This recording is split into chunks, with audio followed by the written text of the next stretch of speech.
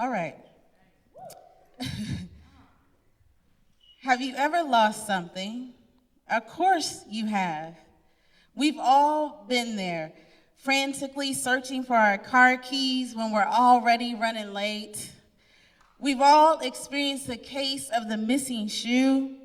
We've even had the unfortunate circumstance of losing the green stuff, money. While loss is familiar to us all, a few years ago, life taught me a lesson I never asked to learn about losses.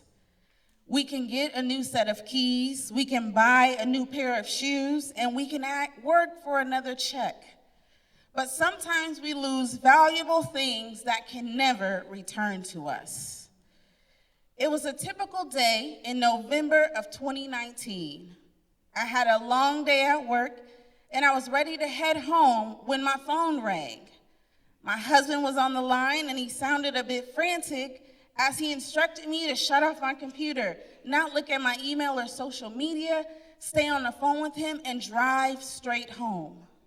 My heart started pounding as my mind raced to figure out what could be so wrong. As I arrived home, I was met by my William, who quickly ushered me past our 3 children. His sense of urgency trumped my usual routine of hugging and kissing them and listening to them tell me about their day. He walked me into our bedroom, sat me down on our bed, and when his eyes met mine, I knew that this could not be good. My husband looked me in the eyes and told me that I had lost something forever. His words were, "Charlatta, Brandon has been shot." Brandon Jose Riggs, my baby brother, my mother and father's last child, had taken his last breath on earth. He was gone. How could I cope with this loss? Losing the brother I grew up with, ate with, played with, fought with, laughed with, and loved so deeply. My body immediately sank. I went into shock, gulping for air as I tried to comprehend everything that I had just heard. Each inhale felt as though I was swallowing down so much grief that it took up a permanent residence in my belly. From the depths, a darkness came over me. I did not know if I could go on. I needed to mourn for my brother. I wanted to scream, but I had no power to muster out any sound. I had so many questions. Who murdered my brother? Was it an attempted robbery, an altercation with someone? Or was it him simply being in the wrong place at the wrong time? Who shot my brother multiple times and left him bleeding on the floor lifelessly? I wish I could stand here today and tell you today that all those questions got answered. The truth is, the more questions we continue to ask, the less we seem to know about his death. Long days and nights followed. The grief dragged me down so deep that the earth was too high up to reach to pull myself up out of it.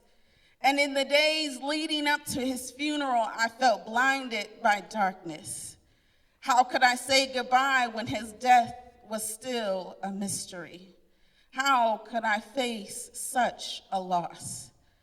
I watched my brother be lowered into the darkness of the earth, and I watched as shovels placed dirt on top of his casket. And it was at that moment I was reminded that there are buried treasures in the dark. Life was teaching me another lesson, that some of the most prized possessions are found in the earth's deep, dark, and cold regions.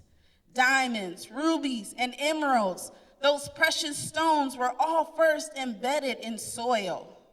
Every stone has a unique story that once began in the dark. And at that moment, I realized while my brother was being lowered to the ground, I was yet rising in my soul. As we drove off the cemetery, I could feel something shifting. As deep as the darkness was that I was in, I knew at that moment that darkness could not define me. And just like precious stones surrounded by darkness, I believed I could be transformed into something beautiful in the midst of my darkness. I would turn to my journal to sort out my complex thoughts.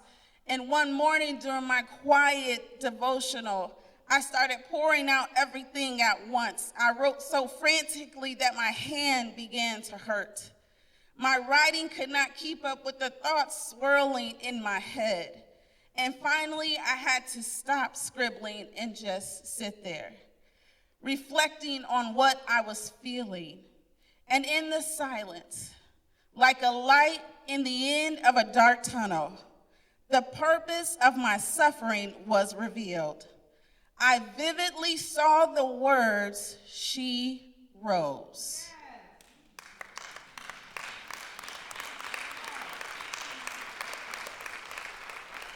She rose. In my darkness, there was a treasure to be discovered. Those words lifted me up out of my grief and gave me hope, clarity, and purpose. The words "she rose" were clearly a heavenly sign that it would be all right to let go of my suffering and stand tall yet again. It was what God wanted me to do. It was what Brandon wanted me to do. And through my ministry, I now teach women that they do not have to stay stuck where they are. Whatever is trying to overcome them, they can overcome it. Whatever is trying to conquer them, they can conquer it. And they too can rise and become the sheroes that they were meant to be.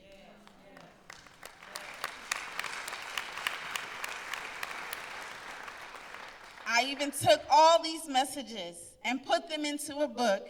And yes, of course, it's called She Rose. I haven't published it yet, but stay tuned.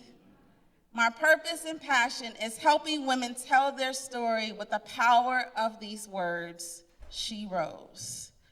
Everybody will go through darkness, but it's up to you how you will allow the darkness to transform you.